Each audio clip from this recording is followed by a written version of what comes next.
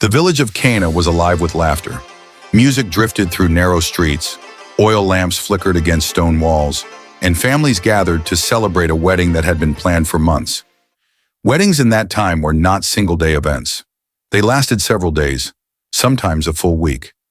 To run out of food or drink was not just inconvenient, it was humiliating, a stain that could follow a family for years. Among the guests sat Jesus of Nazareth, quiet, observant, and still largely unknown beyond his hometown. He had not yet preached publicly. No crowds followed him. No one called him rabbi in the streets. To most people there, he was simply Mary's son. But Mary noticed something others did not. The servants whispered anxiously. The wine jars, once full, were empty. The celebration was moments away from turning into quiet embarrassment. Mary approached Jesus, her voice low but urgent. "They have no more wine." It wasn't a request, it was trust. Jesus looked at her, not dismissive, but deliberate. "My hour has not yet come," he said. Yet Mary turned to the servants anyway and spoke words that would echo through history. "Do whatever he tells you." Nearby stood 6 large stone jars, each used for ceremonial washing, plain, unremarkable, and filled not with wine, but water. Jesus instructed the servants to fill them to the brim. They obeyed, though nothing about this made sense. No prayers were spoken, no dramatic gestures, no announcement to the crowd. Then Jesus said something astonishing. "Now draw some out and take it to the master of the banquet." The servants hesitated, but they went. The master tasted the liquid, expecting water. Instead, his eyes widened. This was not ordinary wine. It was better, richer, fuller, as if joy itself had been poured into the cup. Laughing in disbelief, he called the bridegroom and said, "Everyone brings out the best wine first, but you have saved the best until now." The crowd celebrated, unaware that a miracle had just occurred in their midst. No applause followed Jesus. No one rushed to crown him king. The miracle was quiet, hidden, revealed only to a few. But everything had changed. This was not just about wine. It was about transformation. Water becoming something new, ordinary vessels filled beyond expectation. It was a sign that joy was returning to the world, not through power or spectacle, but through grace. And somewhere among the disciples watching silently, faith began to stir. Because if Jesus could transform water at a wedding, what else could he transform? And soon as Jesus left Cana and traveled through Galilee, someone desperate would come looking for him, someone whose child was dying, and the quiet miracle of joy would give way to a miracle of life itself.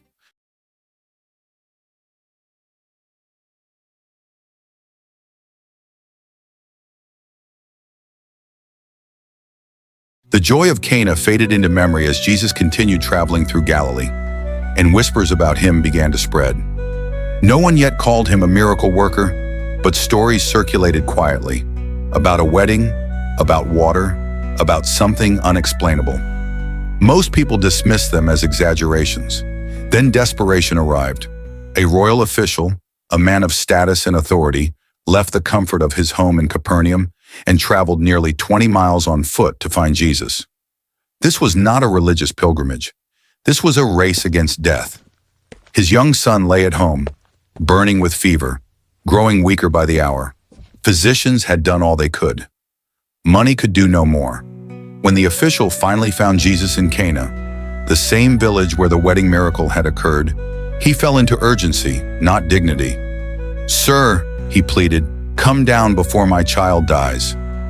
This man expected action, movement, a journey. After all, healers were supposed to go to the sick, but Jesus did not move. Instead, he looked at the man and spoke words that seemed almost too simple, almost disappointing. "Go, your son will live." No laying on of hands, no prayers spoken aloud, no visible sign that anything had changed. For a moment, everything hung in the balance. The official had a choice. He could argue. He could beg again. He could insist that Jesus come with him. But something in Jesus' voice carried an authority deeper than certainty. It carried truth. So the man did something extraordinary. He believed. Turning away, he began the long walk home. Every step tested his faith. Every passing hour whispered doubt. Had he misunderstood? Had he left too soon? Was hope slipping away with every mile? Before he reached Capernaum, servants came running toward him. Their faces were lit with amazement. "Your son is alive!" they shouted. The fever had broken suddenly. Strength had returned just as suddenly. When the father asked when it happened, the answer stopped him cold. "It was yesterday, at the exact moment you spoke with Jesus." The man realized something profound. Distance meant nothing. Jesus had not traveled, yet healing had. Authority had crossed miles without effort. Life had answered a command. And this miracle did not stop with one child. Scripture tells us the official believed, and so did his entire household. Faith spread through a family the way healing had spread through a body. The wedding miracle had revealed joy. This miracle revealed authority. Jesus did not need to be present to act. He did not need proximity to bring life. And soon crowds would come, not just with sick children, but with broken bodies, tormented minds, and souls in chains. Because if Jesus could heal with a word spoken from miles away, what could he do when someone stood right in front of him? And next, by the shores of Galilee, fishermen would discover that even the sea itself recognized his voice.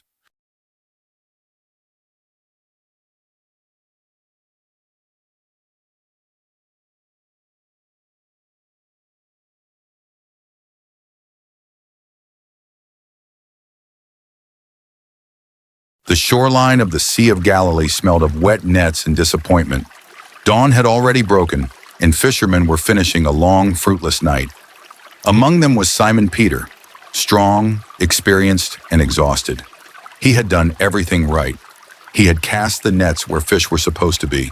He had waited through the dark hours when fishing was best. And still, nothing. Empty nets were not just frustrating, they meant empty tables and unpaid debts. As Peter cleaned his nets, he noticed a crowd forming nearby. At the center stood Jesus, speaking calmly as people pressed in, hungry not for fish, but for words that felt different, words that carried weight. Jesus saw the boats. He stepped into Peter's boat and asked him to push out a little from shore. Peter obeyed, though his body ached and his patience was thin. From the rocking boat, Jesus taught the crowd, his voice carrying easily across the water. When he finished speaking, he turned, not to the people, but to Peter. "Put out into deep water," Jesus said, "and let down the nets for a catch." Peter hesitated. This made no sense. He was the fisherman. Jesus was a carpenter. The best time had already passed. Still, Peter answered honestly, but obediently, "Master, we've worked hard all night and caught nothing. But because you say so, I will let down the nets."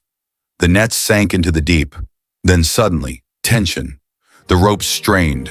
The boat rocked. The nets filled faster than hands could pull. Fish, so many that the nets began to tear. Peter shouted for help, and another boat rushed over. Both boats filled until they were dangerously close to sinking. The sea had obeyed. In that moment, the miracle wasn't just about fish. Peter fell to his knees in the boat, surrounded by abundance, trembling, not with joy, but awe. "Go away from me, Lord," he said. "I am a sinful man." He understood now. This was not luck. This was not timing. This was holiness. Jesus did not step back. He stepped closer. "Do not be afraid," he said. "From now on, you will catch people." And just like that, the miracle shifted from provision to purpose. Peter, James, and John pulled their boats ashore. The fish, valuable, abundant, life-changing, were left behind. Because once you encounter someone who commands the deep, ordinary life no longer satisfies. They walked away from nets, boats, and certainty. They walked toward a man whose words healed children from miles away, whose presence filled empty nets, and whose next steps would confront darkness itself. And soon, inside a synagogue in Capernaum, Jesus would speak again, this time not to fish or faith, but to an unclean spirit that had held a man captive.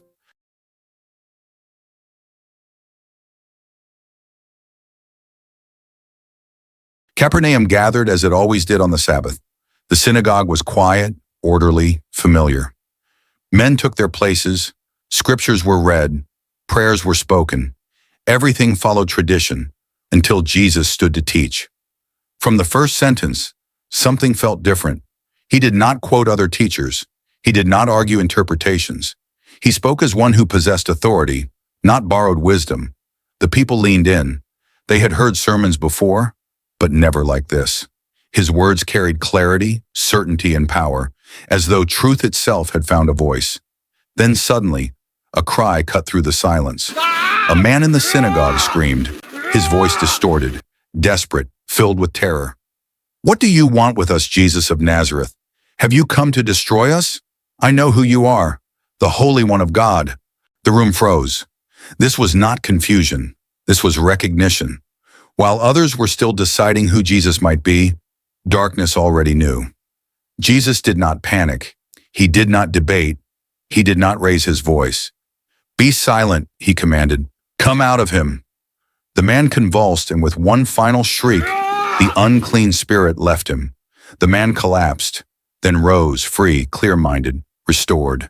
The synagogue erupted in stunned whispers. "What is this?" they asked. "A new teaching, and with authority. Even unclean spirits obey him." News spread quickly through Capernaum and beyond.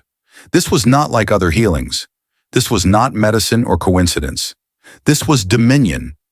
Jesus had not only healed bodies, he had confronted the unseen.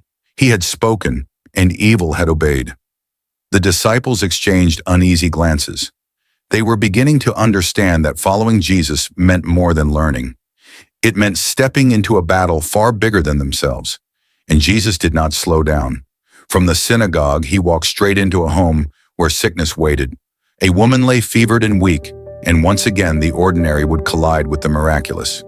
Because when Jesus enters a town, nothing, seen or unseen, remains untouched.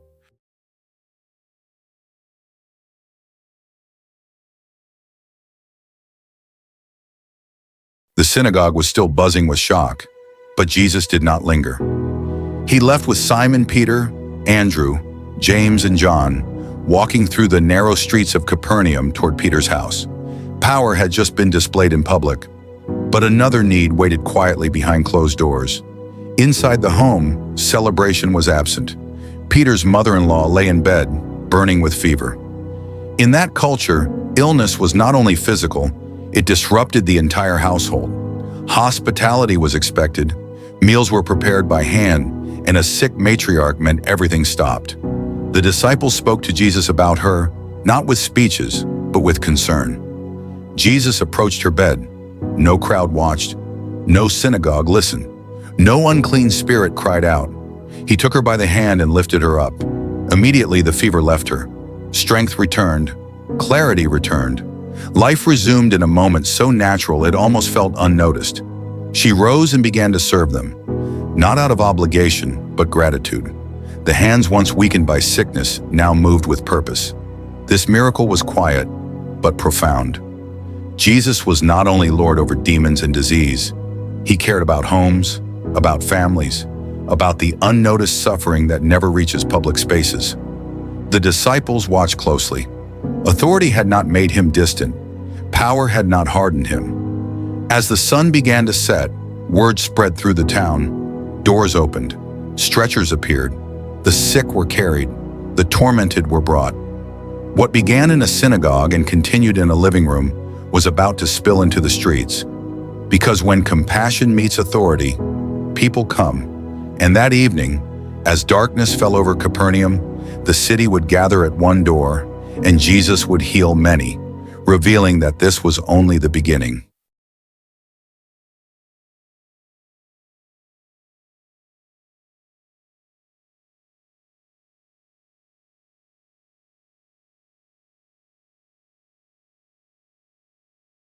The crowds were growing, but not everyone could join them. Outside the towns, beyond the busy roads and marketplaces, lived those whom society had pushed away. Among them was a man with leprosy, a disease that stole more than health. It stripped away identity, family, and hope. The law required him to keep his distance, to warn others of his presence, to live unseen and untouched. Somehow he found Jesus. Whether he broke protocol or slipped through unnoticed, no one knows. What is known is that he fell to his knees in front of Jesus, his voice trembling with both faith and uncertainty. "If you are willing," he said, "you can make me clean." He did not question Jesus' ability, only his willingness. The crowd held its breath. Everyone knew what was forbidden. Everyone knew what touching this man could mean. Ritual defilement, public outrage, social consequence. Jesus did not step back. He reached out and touched him. "I am willing," Jesus said. "Be clean." Immediately the leprosy left the man. Skin restored, strength renewed. A body once marked by decay now bore no trace of disease. But the miracle went deeper than flesh. With that touch, Jesus restored the man to community, dignity, and life. Jesus instructed him to go to the priest and offer the required sacrifice, not for show, but as testimony. This was the proper path back into society. This was healing that respected both faith and law, but the man could not stay silent. He told everyone. And as the news spread, the crowds grew larger, pressing in from every direction. Ironically, the healed man was now welcomed everywhere, while Jesus found himself retreating to quiet places. Yet people still came, from towns, from villages, from isolated roads. Because once word spreads that no one is untouchable to Jesus, boundaries collapse. And soon, carried by friends and lowered through a roof, another man would be brought to Jesus. Someone whose need would test not only Jesus' power, but his authority to forgive.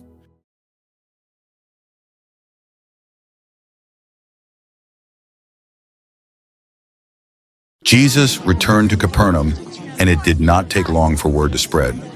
People packed into the house where he was staying, filling every corner, crowding the doorway, pressing in until there was no space left, not even outside. Among them sat teachers of the law, watching closely, listening carefully, measuring every word. Somewhere beyond the crowd, 4 men approached carrying a friend on a mat. He could not walk, he could not stand. All he could do was trust the people carrying him. They tried to reach the door, but the crowd would not move. Still, they did not turn back. Climbing onto the roof, they began to dig through the packed earth and wooden beams above Jesus. Dust fell. Pieces broke loose. The room went silent as a hole opened overhead. Slowly, the paralyzed man was lowered down, his mat swaying until he landed directly in front of Jesus. Jesus looked up, then down, then around at the men who had just dismantled a roof in faith. When he spoke, it was not what anyone expected. "Son," he said, "your sins are forgiven." The teachers of the law stiffened immediately. They did not speak aloud, but their thoughts were loud enough. Who can forgive sins but God alone? To them, this was blasphemy. Jesus answered their unspoken accusation. "Why are you thinking these things?" And he asked. "Which is easier, to say, 'Your sins are forgiven,' or to say, 'Get up, take your mat and walk'?" Then he turned back to the man. "So that you may know that the Son of Man has authority on earth to forgive sins." He paused. "Get up, take your mat, go home." The man stood.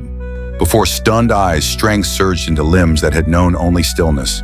He rolled up the mat that once carried him and walked straight out through the crowd. No one moved. No one spoke.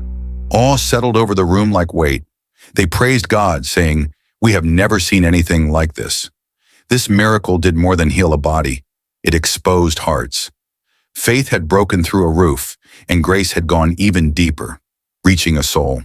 From this moment on, Jesus was no longer just a healer in the eyes of religious leaders. He was a threat, because anyone who claims authority to forgive sins is claiming something far greater, and the tension would only grow. Soon on another Sabbath, Jesus would heal again, this time in plain view, forcing everyone to choose between tradition and compassion. I hope you're enjoying the miracles of Jesus and seeing the incredible impact they've had on people's lives. Before we continue, why not take a quick pause and hit subscribe? You won't want to miss what happens next. Another astonishing miracle is just ahead. Join us on this journey through the power, mercy, and authority of Jesus and witness the impossible unfold.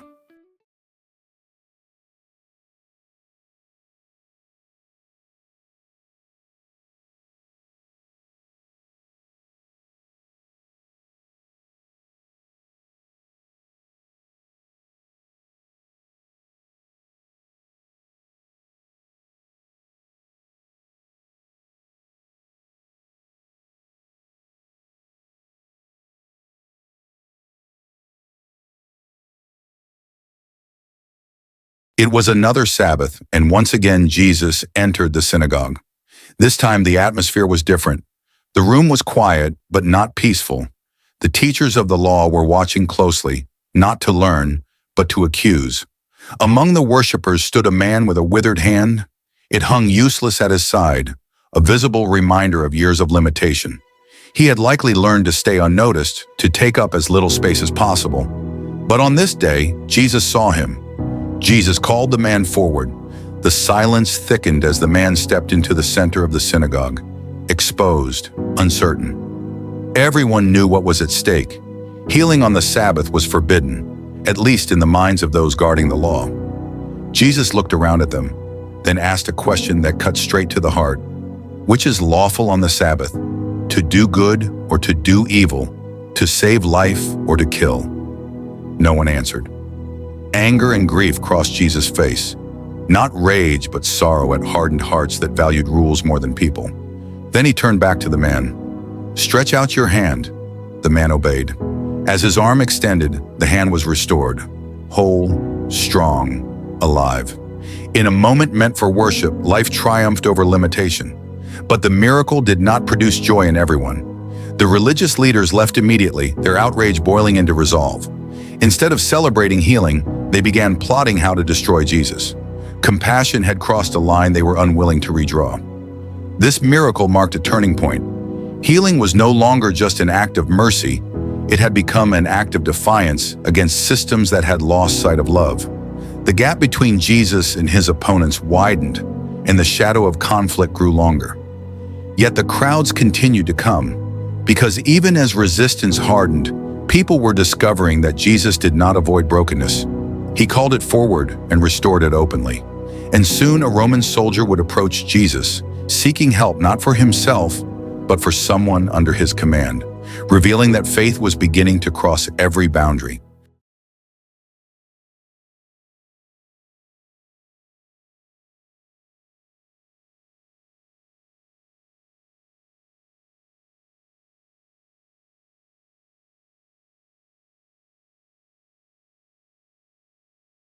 Word of Jesus had spread far beyond Galilee, reaching even the Roman garrisons that occupied the region. A centurion, a man of rank and power, approached him, not with arrogance but with desperation. His servant was gravely ill, lying at the point of death, and nothing the centurion or his soldiers could do had worked. He had heard of this man, Jesus of Nazareth, and something inside him said that help could come from this teacher, this healer, this carpenter. But the centurion understood authority. He knew that commands carried weight. He realized that sometimes one word from the right person could change everything. When he approached Jesus, he did not even consider himself worthy to have him enter his home. "Lord," he said, "I am not worthy to have you come under my roof, but say the word and my servant will be healed." Jesus marveled. He turned to the crowd and said, "Truly I tell you, I have not found anyone in Israel with such great faith." Then the miracle happened. Without leaving where he was, Jesus spoke, "Go, it will be done just as you believed it would."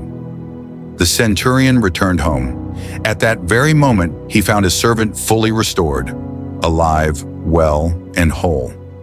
This miracle revealed something revolutionary. Faith was not confined to proximity, social standing, or even nationality.